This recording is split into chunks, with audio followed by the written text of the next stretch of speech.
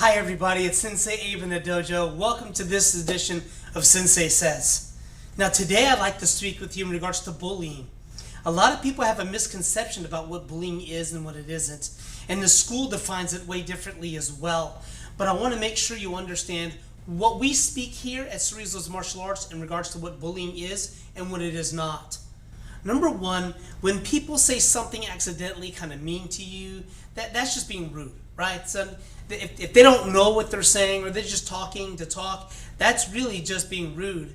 But when someone says something hurtful once, they're being mean. If they're saying you're ugly, right? That's being mean.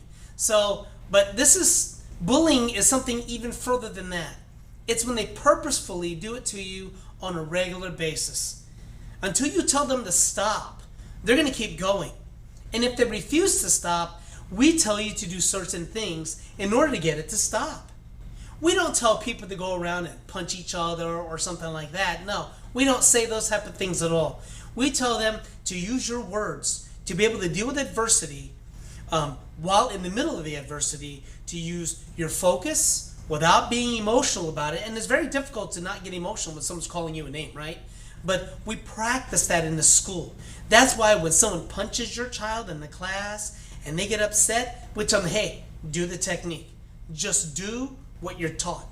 When you do what you're teaching your children, when your child does what you teach your children, that makes them do exactly what you taught them at home. Does that make sense? So when we're dealing with bullies, we have to come up with a surefire way in order to get the bully to stop. I hope that makes sense, right? Let's get right into some of the affect that we could use in order to tell the bully to cut it out, right? Number one, when we get all crinkle-eyed and get mad at them and start yelling at them back, it gives the bully more information to get mad at you again and make you feel small. A bully's purpose is to make you feel smaller than they are, right? When in fact, the bully probably has the problems themselves with being bullied before, and that's how they learned it. Does that make sense? Sometimes we don't get that, but I don't want to get into the psychology of it. Here's some things that you and your children, and you can teach your children what to say and do.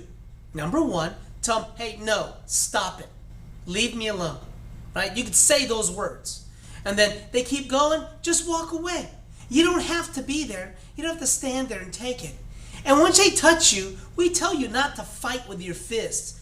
We tell you to use your words. Use your intellect up here to say, hey, you need to cut that out.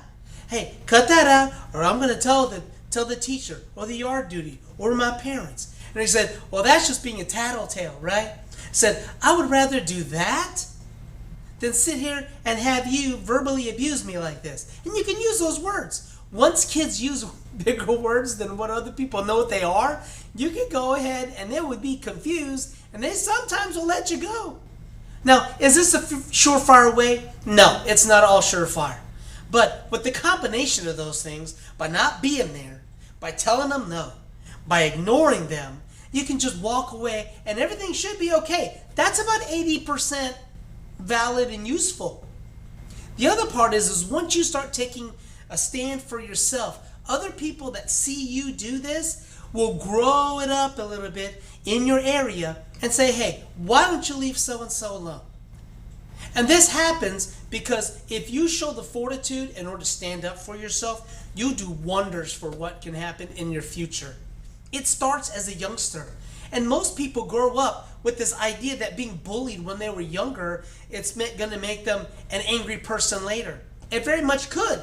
But in order to practice these things now, you got to swallow a little bit and just go straight in and say, hey, leave me alone. Walk away and just say, I've had it.